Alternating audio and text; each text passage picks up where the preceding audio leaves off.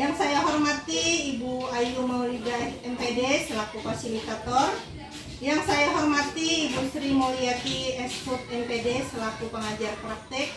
Perkenalkan, saya Maria Olpa SPD, calon guru penggerak angkatan 11 Kabupaten Barito Kuala dari SDN Ulu Benteng 3. Pada kesempatan kali ini saya akan melakukan praktik wawancara dengan kepala sekolah tentang pengambilan keputusan berbasis nilai-nilai kebajikan sebagai pemimpin untuk tugas demonstrasi kontekstual modul 3.1 bersama Bapak Bahrin SPD, Kepala Sekolah SDN Ulu Benteng 3.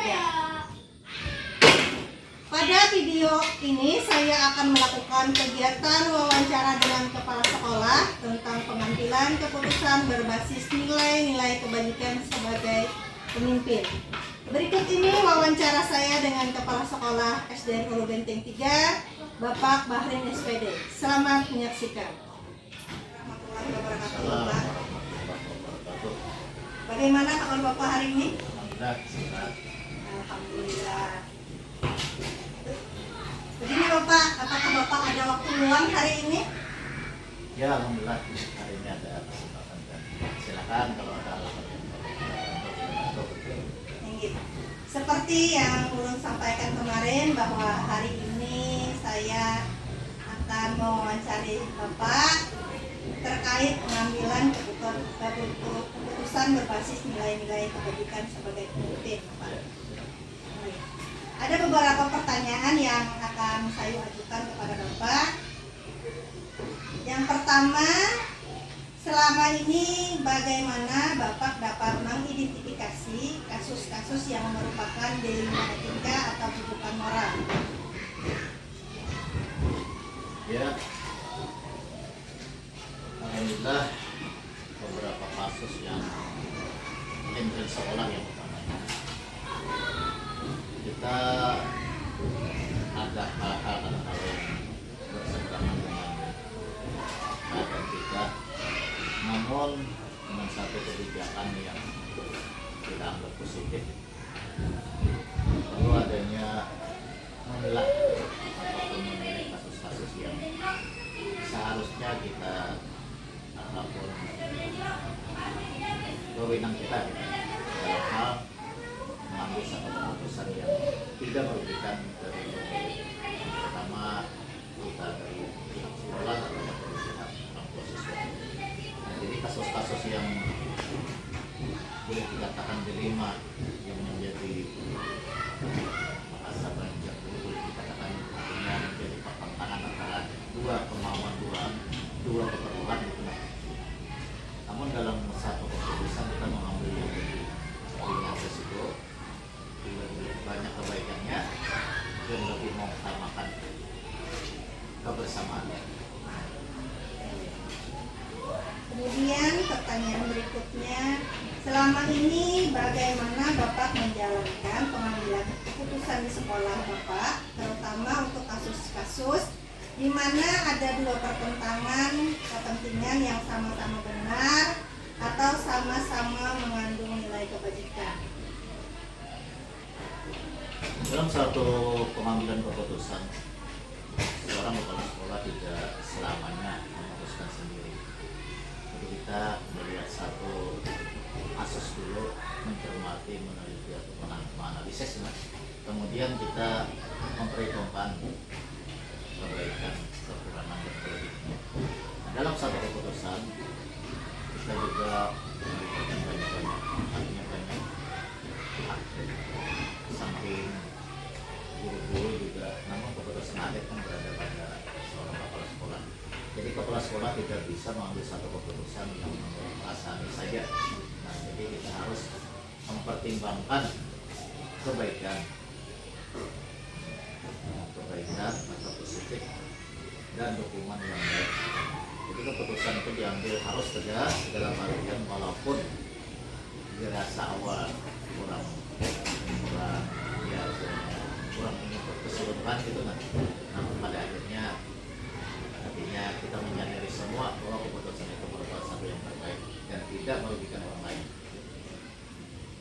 Berikutnya Bapak, langkah-langkah atau prosedur seperti apa yang Bapak lakukan selama ini?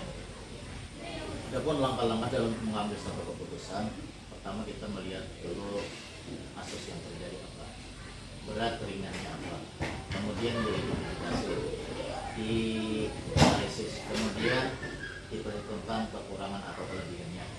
Nah kemudian kita juga memutuskan sesuatu dalam keadaan akal sehat, gitu. Tidak ada perasaan subjektivitas kita, bukan hanya kehendak kita, tapi itu melibatkan dalam artian semua yang berkepentingan. Kemudian hal-hal apa saja yang selama ini Bapak anggap efektif dalam pengambilan keputusan pada kasus-kasus di lingkungan kita?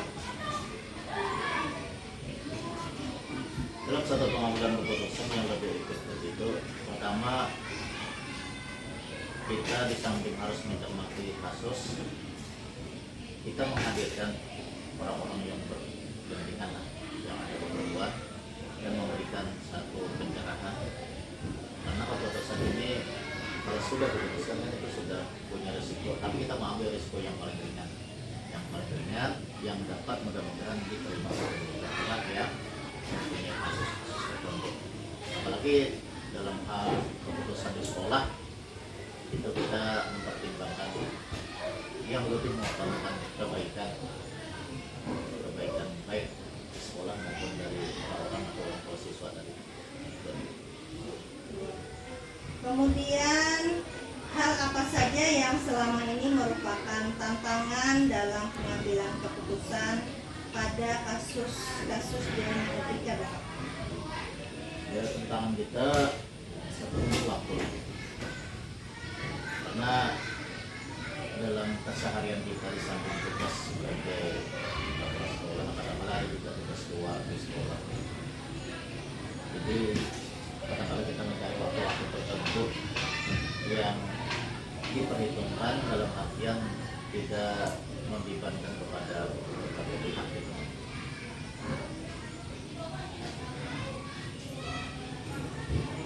Baik, Bapak, ini pertanyaan selanjutnya.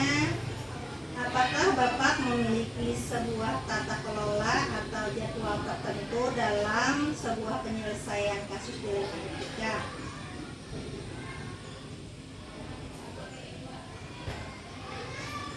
Sebenarnya kita tidak ada jadwal yang tertentu lah. Namun setiap kasus yang ada di sekolah, utamanya itu satu kita catat, karena kita ada catatan harian di sekolah dan juga laporan dari pengawas harian guru. Nah itu kita catat, kita pelajari, dan sebenarnya kalau jadwal yang khusus tidak ada, namun sudah dicatat pada bentuk kasus-kasus yang terjadi, dan ini selalu kita artinya kita bicarakan dan kita selesaikan secepatnya. Apa seperti contoh misalnya ada kasus anak kita misalnya dengan guru atau dengan kawan-kawannya, kita coba selesaikan secara pertama dulu yang paling ringan, kita selesaikan cepat, kita selesaikan hari itu juga semua kasus hari itu kan.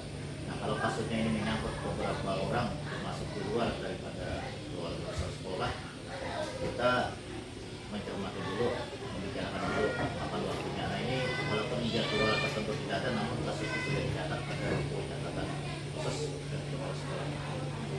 Berarti Bapak ya, kalau untuk kasus-kasus yang urgen yang perlu diselesaikan dalam waktu yang cepat, maka akan diselesaikan di waktu itu juga. Ya. Tapi untuk kasus-kasus yang mungkin memerlukan pertimbangan, Nah, jadi akan dicatat dulu, kemudian dibicarakan dengan rekan, misalkan seperti dengan guru atau pihak terkait ya Bapak ya. ya. Nah karena pertanyaan saya sudah semua tersampaikan, saya ucapkan terima kasih kepada Bapak karena sudah berkenan saya wawancarai. Terima kasih Bapak. Ya, sama-sama. Namun sebagai ini di penghujung Oke, silakan Pak. ada sedikit tambahan.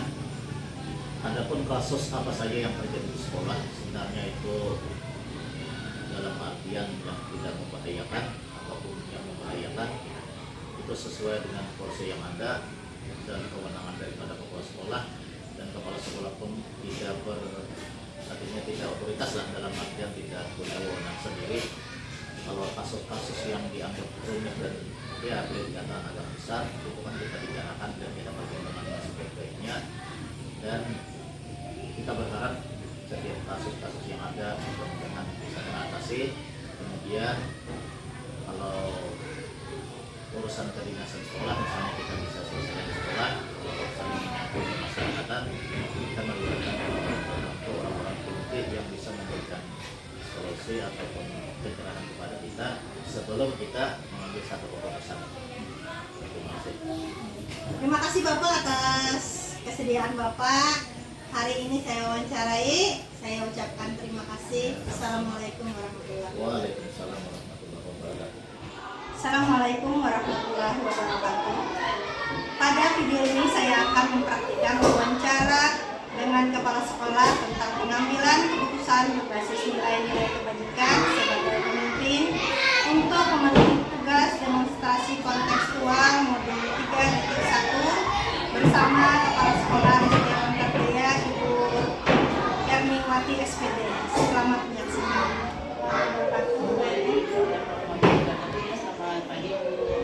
Selamat pagi Bu. Bagaimana kabar Ibu hari ini? Alhamdulillah sehat dan baik. Selamat datang di sekolah negeri SD Angkataya 1. Yes, saya sangat terkesan dengan sekolah Ibu. Dilihat dari luar kelihatan sangat asri, dan setelah masuk ke dalam luar biasa cerah, unik, cerah. Seperti yang saya sampaikan kemarin Bu, saya hari ini minta izin kepada Ibu untuk mengganggu Ibu sebentar. Hari ini saya akan mengadakan wawancara dengan Ibu Ermingwati terkait pengalaman Ibu sebagai kepala sekolah di SD Angkataya ini dalam pengambilan keputusan berbasis nilai-nilai kebajikan sebagai pemimpin. Apakah Ibu bersedia saya wawancarai? Ya, saya bersedia. Terima kasih banyak Ibu. Kegiatan wawancara ini untuk memenuhi tugas saya Ibu dalam demonstrasi kontekstual berbasis 1 calon guru penggerak angkatan 11. Saya akan memajukan beberapa pertanyaan kepada Ibu terkait keputusan berbasis nilai-nilai kebajikan sebagai pemimpin. Ibu bersedia? Ya, saya bersedia. Baik Bu, ini untuk pertanyaan pertama. Selama ini bagaimana Ibu dapat mengidentifikasi kasus-kasus yang merupakan dilema etika atau kehidupan moral yang terjadi di sekolah Ibu? Iya, baik. Terima kasih Bu Maria.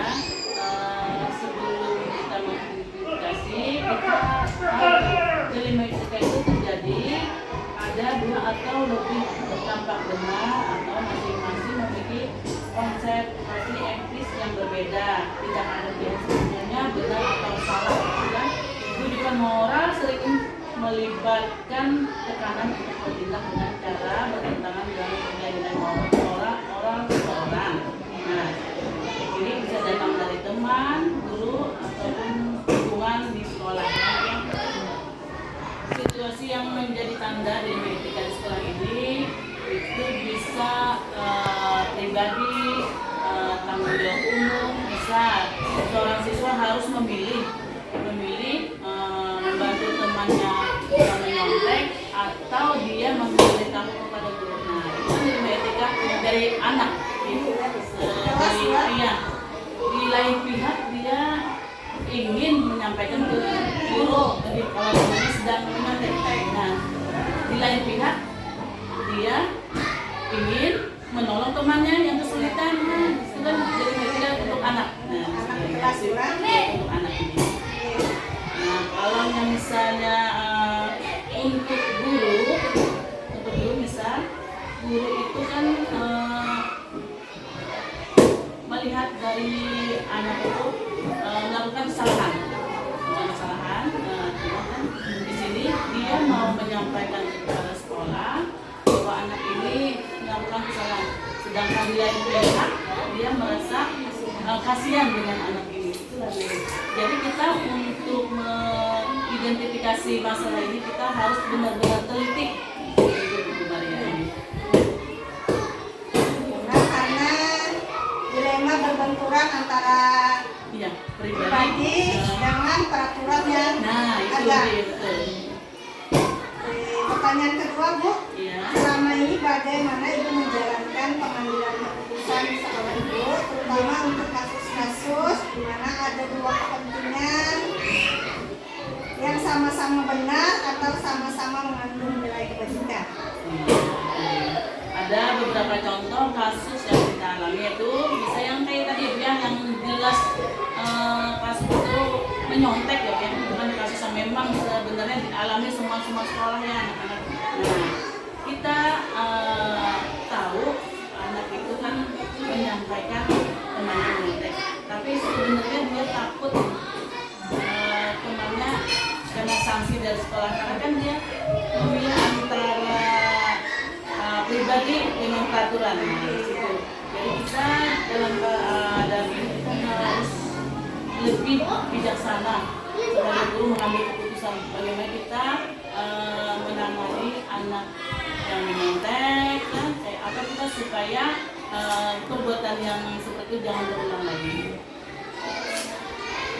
Kemudian adakah langkah-langkah atau prosedur seperti apa yang kira-kira bisa dilakukan selama ini untuk mengatasi hal tersebut? Nah, dalam langkah-langkahnya kita melibatkan pihak-pihak terkait, misalnya teman-teman sekolahnya dalam kasusnya seperti itu, atau guru kelas atau guru-guru mata pelajaran. Sedangkan kita kan kalau untuk SD tidak punya guru BP. Nah, jadi kita kembalikan ke guru kelasnya aja itu.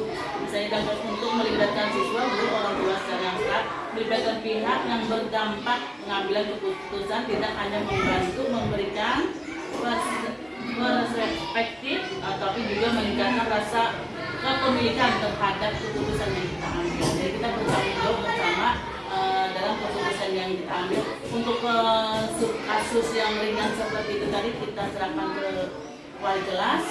Kalau kasus yang lebih melibatkan kepala sekolah, saya akan turun tangan. Jadi disesuaikan ya Bu ya?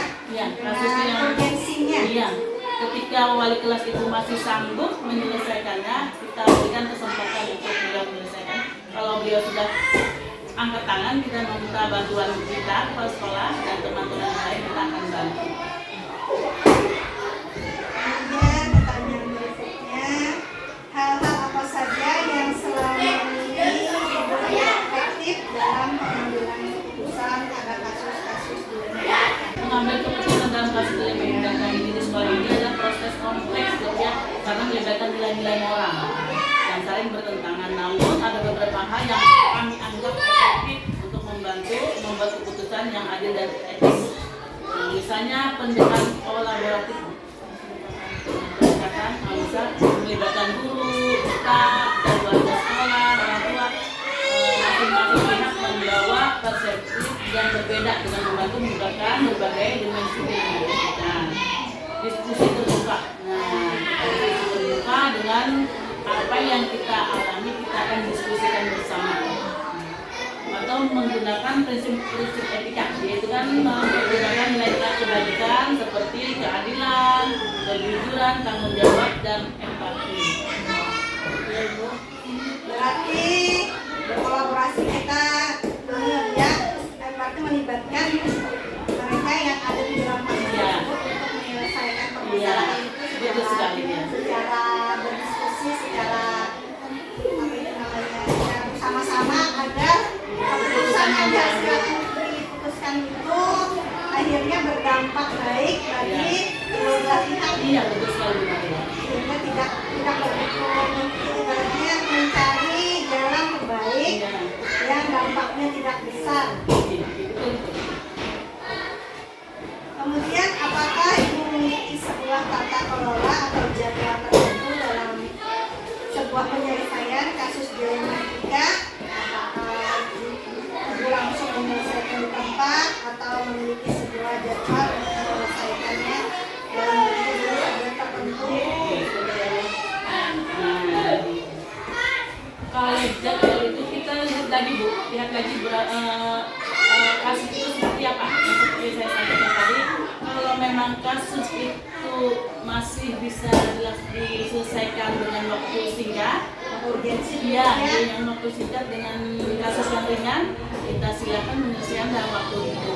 Tapi kalau kasus itu sudah misalnya sudah berat, ya Bu, ya, kita memerlukan waktu seminggu, 2 minggu, seminggu. Sebuah yang muncul ketika penting segera mengenali, mengidentifikasi kasus itu. Kita kenali kasusnya, baru kita menentukan waktu penyelesaiannya. Kalau memang masih bisa diselesaikan dengan waktu singkat, kita selesaikan. Kalau yang urgensi pula, kalau yang urgensi seperti kasus-kasus yang terjadi pada anak, permasalahan pada anak biasanya diselesaikan saat itu juga. Ya, kadang kasus berat itu adalah kita pencurian kecil anaknya. Itu kan bukan kasus ringan, ya kan? Itu kan sudah kasus yang kalau kita selesaikan dengan kan itu kan akan berakibat untuk masa depannya. Kita tidak pulang-pulang, jadi kita perlu waktu memberikan nasihat, memberikan bimbingan, bersih, sampai dia sudah tidak melakukan ini. Benar Bu, kemarin di tempat saya ketika saya mengajar di Tangerang juga terjadi seperti itu. Ada anak sekolah yang mengajar barang sekolah. Ini yang barang sekolah Bu. Oh iya, barang lagi. Itu lebih parah lagi. Cuma kemarin tidak dilaporkan ke polisi karena memang seperti yang saya katakan, Kita bina. kita ada rasa empati kita kepada anak karena itu ibaratnya menyangkut masa depannya kalau dilaporkan ke pihak kepolisian, jadi diselesaikan dengan cara kekeluargaan saja. Mudah-mudahan dengan seperti itu kita bisa bina anak tersebut sehingga anak tersebut baik dan tidak mengulangi seperti itu. Ada kesadaran pada anak. Iya. Kemudian adakah seseorang atau faktor-faktor apa saja yang selama ini mempermudah atau membantu ibu dalam mengambil keputusan dalam kasus-kasus dimainkan? Pengambilan keputusan dalam dilema etika di sekolah sering kali rumit, tetapi beberapa faktor yang dapat mempermudah proses tersebut yaitu faktor yang dibantu oleh warga sekolah, kebijakan, dan pengalaman. Misal kalau pengalaman itu kita ada beberapa tim. Kita kan tidak punya guru BP, tapi kita sekolah membentuk tim. Selama itu ada tim anti kekerasan ya Bu ya, nah di sini kita bisa pakai, kita manfaatkan tim tersebut. Karena di tempat saya juga ada timnya.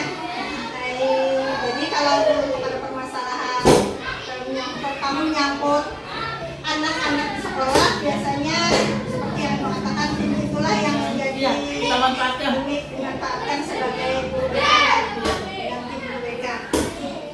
Yang terakhir Bu, dari semua hal yang telah Ibu sampaikan, pelajaran apa yang dipetik dari pengalaman Ibu sebagai kepala sekolah tentang mengambil keputusan yang menyangkut dilema etika ini?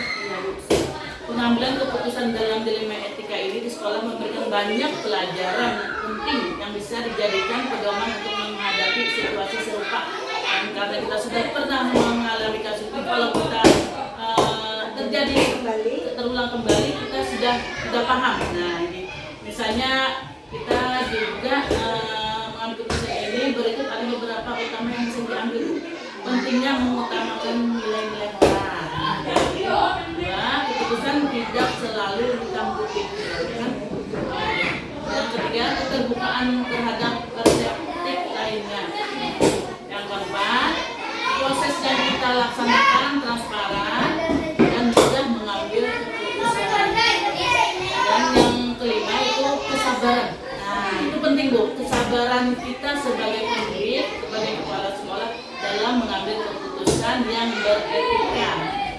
Nah, peran empati dan keadilan. Nah, kita tidak juga harus adil dan harus menekan, kan Bu, tapi kita juga rasa empati, tapi kita juga berlaku adil. Kekuatan kolaborasi itu penting juga, itu manfaatnya yang kita dapat. kolaborasi dengan semua pihak. Iya, itu penting. Itu juga terkait dengan partai yang bermasalah ya Bu ya. Iya. Benar. Karena tidak harus selalu kita sesuai dengan peraturan Iya, yang betul. berlaku. Iya. Menggunakan empati. Ya, empati. Disesuaikan dengan kondisi dan keadaan. Iya. Ya Bu, pertanyaan saya sudah habis. Saya ucapkan terima kasih kepada Ibu karena sudah berkenan saya wawancarai tentang keputusan berbasis nilai-nilai sebagai seorang pemimpin. Terima kasih Bu. Assalamualaikum warahmatullahi wabarakatuh. Waalaikumsalam. Semoga sukses Bu Maria. Jadi nanti bilang calonnya jadi CGP ya, Guru Penggerak Angkatan. Iya. Terima kasih. Semoga sukses. Terima kasih Bu. Iya.